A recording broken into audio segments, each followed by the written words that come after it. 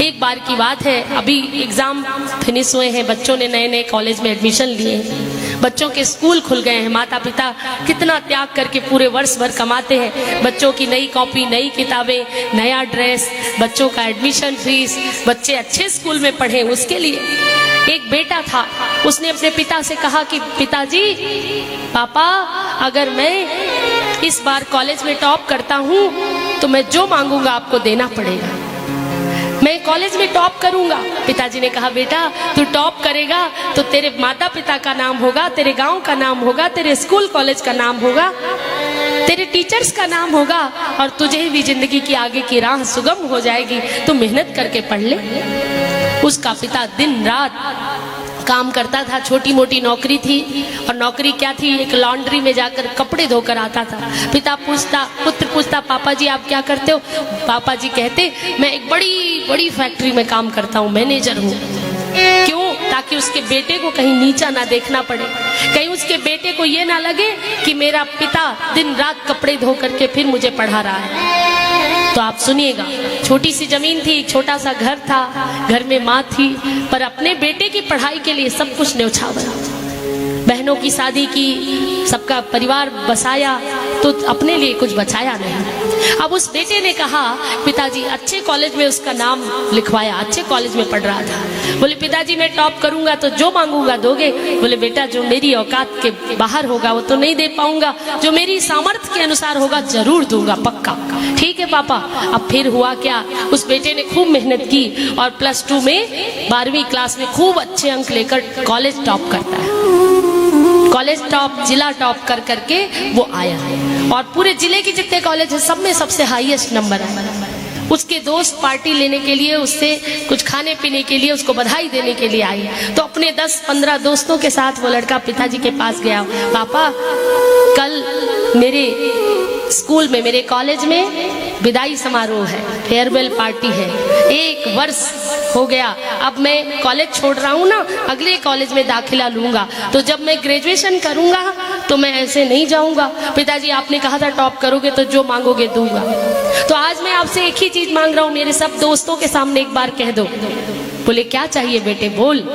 बोले, पिताजी कल मेरे कॉलेज में फेयरवेल पार्टी है और मुझे नई कार चाहिए, मैं उसी कार में बैठा कर अपने दोस्तों को घुमाऊंगा और उसी कार से मैं कॉलेज जाऊंगा, मुझे कार चाहिए। अब पिताजी के पैरों तले जमीन खिसक गई। 1,50,000 रुपए तो इधर उधर से उधार लेकर के अभी एडमिशन की तैयारी की थी कि अच्छे कॉलेज में बेटे का एडमिशन कराना है। बेटा ये क्या मांग लिया, कैसे हो पाएगा, बहुत मुश्किल है। पिताजी आपने मुझे वादा किया था, वचन दिया था कि टॉप करोगे तो जो मांगोगे दूंगा। बेटे बहुत मुश्किल है, कैसे करूंगा, तो कुछ और मांग ले। अरे बाइक ले ले अभी, फिर आगे देखेंगे कार। नहीं नहीं, अगर आपने कार नहीं दिलाई तो आज से हमारा पिता पुत्र का संबंध खत्म। अगर आपको कार दिलाना है तो ही मेरी पार्टी में आना, अन्यथा मत आना, कार की चाबी लेकर आना। पुत्र ने कहा, सोचो आप, एक समय होता है, एक अवस्था होती है, एक उम्र होती है जब जिद करने का मन करता है और कुछ सोचता नहीं कि मेरा पिता, मेरे माता कितना मेहनत कर रहे हैं, कितना परिश्रम कर रहे हैं, तब सोचता है जब वो खुद माता पिता बन चुका होता है। पिता दुखी होकर वहां से चला गया। बेटा अपना कोट पैंट इस्त्री करा के, प्रेस करा के तैयारी करने लगा अगले दिन जाने की। बेटा सुबह तड़के ही जल्दी तैयार होकर गया और माँ को बोल कर गया, पिताजी को कहना खाली हाथ ना आए, गाड़ी जरूर बुक करके आए, गाड़ी की चाबी लेकर आए। अब फिर क्या हुआ, अब ये कॉलेज चला जाता है, कॉलेज में इसके पार्टी होती है, सब दोस्त इसके आते हैं, सबको बोल देता है मेरे पापा, मेरे डैडी मुझे कार दे रहे हैं, मेरे डैडी मुझे कार दे रहे हैं, सबको बोल रहे। अच्छा अच्छा, तो सबने कहा हाँ ठीक है, मैं भी बैठूंगा, मैं भी बैठूंगा। अब हुआ क्या, जब इधर इसका वार्षिक उत्सव हो रहा था, इसके यहाँ पार्टी चल रही थी विदाई समारोह की, सब अच्छे अच्छे सांस्कृतिक कार्यक्रम चल रहे थे, पर इसका मन तो गेट में लगा था, दरवाजे के सामने, कब मेरे पिता आएंगे और कब कार की चाबी देंगे। बार बार दरवाजे की ओर देखता, बार बार गेट की ओर देखता। अब हुआ क्या, इसके पिताजी आए और पिताजी के हाथ में एक छोटा सा डिब्बा था, एक डायरी के बराबर, और गिफ्ट पैक था, वो पूरा रैप था। पिताजी के हाथ में छोटा सा डिब्बा, लाल रंग की बड़ी सी सुंदर चमचमाती हुई पैकिंग से पैक और उस पे नाम लिखा था इसके पिता का और शुभकामनाएं लिखी थी। हाथ में वो डिब्बा देखा, इसका मन झल्लाया, ये मंच से उतरकर सामने की ओर आया। क्यों डैडी, क्यों पिताजी, आप कार ले आए क्या? पिताजी की आंखों में आंसू थे, ये समझ गया कि कार नहीं ला पाए हैं। पिताजी की आंखों में आंसू थे, पिताजी ने कुछ बोला नहीं और वो डिब्बा आगे पकड़ा दिया। जैसे वो गिफ्ट पैक वो डिब्बा आगे पकड़ाया, इसके दोस्त पीछे से आ गए, क्यों तुम्हारे पापा कार ले आए? हंसी उड़ाने लगे, यही कार है क्या, देखो तुम्हारे पापा कार लाए हैं। इसको बड़ा गुस्सा आया, इसने किसी तरह वो पन्नी हटाई, उस गिफ्ट से रैपर हटाया और जैसे हल्का सा डिब्बे को खोला तो उसमें भगवत गीता थी। क्या था उसमें? भागवत गीता थी। और भागवत गीता को देखकर इसने उस डिब्बे को वहीं पे छोड़ दिया और बोला, पिताजी आज के बाद मैं तुम्हारा बेटा नहीं, तुम मेरे बाप नहीं।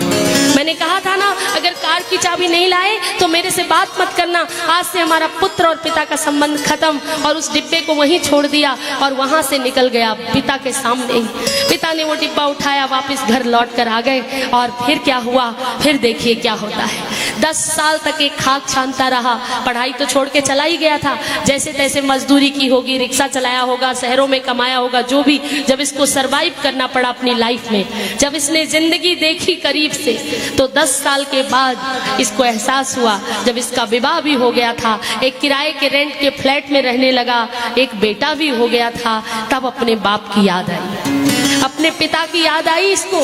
और आज कहता है कि जाकर पिताजी से मिल लो। अब 10 साल जिंदगी के बीत गए थे। 10 साल में ना तो इसने कोई संपर्क किया, जाने कितनी दूर किसी शहर में चला गया, ना तो इसने पिताजी को संपर्क किया, ना पिताजी से मिलने गया। और तब फोन वगैरह भी नहीं होते थे कि बातचीत हो जाए। पिताजी ने इधर उधर पुलिस को कहा, कहीं कहीं, लेकिन ये मिला नहीं। बहुत दुखी रहने लगे। और हुआ क्या भैया, सुनिएगा राजस्थान वालों, अटरू वालों। 10 साल के बाद इसको लगा कि चलो पिताजी से मिल आता हूँ।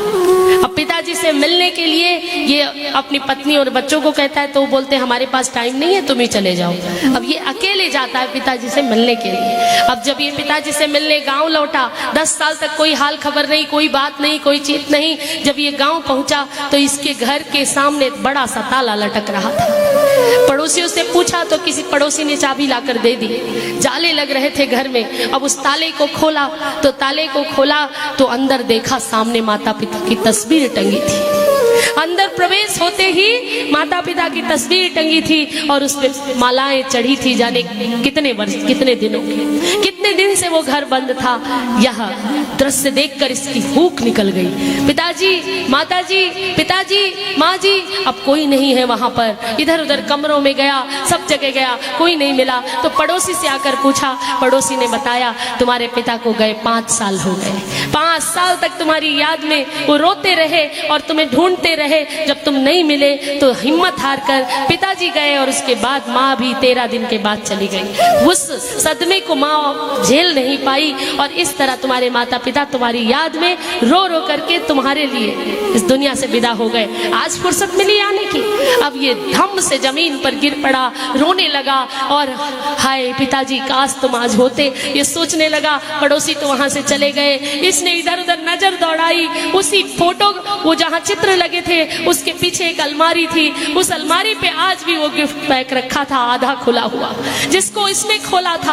अपने उस गिफ्ट पैक को, अपने पिता की आखिरी निशानी को जो पिताजी लेकर आए थे इसकी पार्टी में, उसको उतारता है और देखता है। आज उसे छाती से लगा लेता है जैसे पिता ही छाती से लग गए हो और कहता है पिताजी आज ये तुम्हारा आखिरी गिफ्ट। और आज उसने रोते रोते उस गिफ्ट को पूरा खोला भैया। और उस गिफ्ट को जब खोला तो डिब्बे को अलग किया, रैपर को हटाया और गीता निकाली। गीता जैसे ही निकाली, डिब्बे में से कार की चाबी और कार के कागज भी। उसी डिब्बे में से कार की चाबी और कार के कागज, उन कागजों पर नंबर लिखा था गाड़ी के, जो एजेंसी वालों का। एजेंसी में फोन लगाता है, रोने लगता है, ये कार की चाबी इसमें किसने रखी। एजेंसी में फोन लगाया, भैया आप कहाँ से बोल रहे हैं। तो उसने बताया कि हम टाटा मोटर्स से बोल रहे हैं, बोले आप कौन है?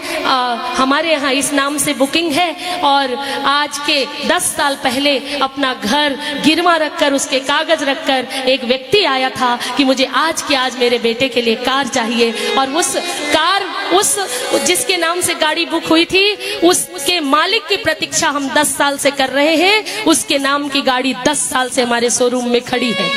आप आइए और अपनी गाड़ी ले जाइए।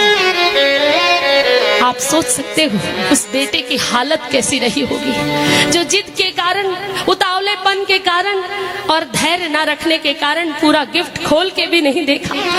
अब आपके मन में प्रश्न आया होगा, वह उस चाबी को देखकर, उस गाड़ी के नंबर को देखकर, उस कागज को देखकर आप हैरान रह गया। आपके मन में प्रश्न आया होगा कि आखिर बाप ने उस दिन क्यों नहीं बताया, पिता ने उस दिन क्यों नहीं बताया कि मैं तुम्हारे लिए गाड़ी लेकर आया हूँ। तो कहा वो इसलिए नहीं बताया कि पहले मैं अपने बेटे को गीता देकर उसे कर्म ज्ञान देना चाहता हूँ, उसे कर्म योग की शिक्षा देना चाहता हूँ। अगर मेरा पुत्र गीता का सम्मान करेगा तो ही वो जिंदगी की गाड़ी को चला पाएगा।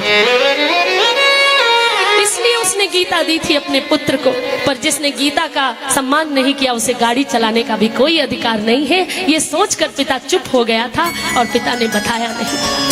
पर आज उस बेटे पर क्या बीती होगी, फूट फूट कर रोया, दहाड़े मार मार कर रोया। काश मेरे पिता एक बार वापस आ जाते, मैं एक बार उनके चरणों में गिरकर, पैरों में गिरकर क्षमा मांग लेता कि भारी गलती हो गई। लेकिन नो चांस, कोई उन्हें वापस नहीं ला सकता। अब केवल हताशा, निराशा और पश्चाताप ही उसके हाथ लगा। इसलिए जो जीते जी अपने माता पिता की इज्जत नहीं करता, उसके साथ ऐसे होता है। इस कथा को मैंने इसीलिए आपको सुनाया कि सब जीते जी के झगड़े हैं, ये तेरा है, ये मेरा है। जब तन से सांसें छूट गई, ना तेरा है ना मेरा है। एक उम्र होती है जब हमें लगता है हमारा पिता हमारे लिए कुछ नहीं कर रहा, लेकिन तब याद आता है जब वह माँ बाप बन जाते हैं और उनके बेटे जिद करते हैं। माँ बाप जो भी करते हैं वो सही करते हैं तुम्हारे लिए, तुम्हें पता नहीं होता है कि यही हमारे लिए सही था। इसलिए ध्यान रहे, जीते जी अपने माता पिता का सम्मान करना चाहिए।